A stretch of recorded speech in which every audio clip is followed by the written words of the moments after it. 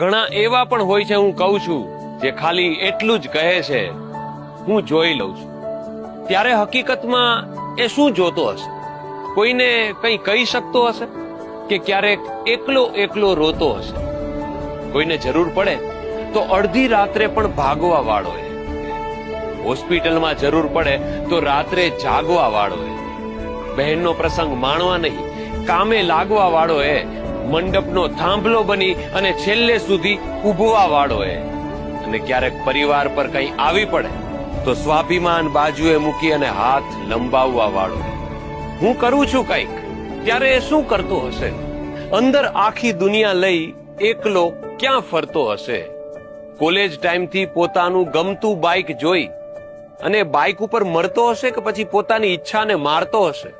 થોડુંક દુઃખ મિત્રો સાથે બાંટી લીધું, થોડુંક રુદન હૃદયની અંદર રાખી લીધું.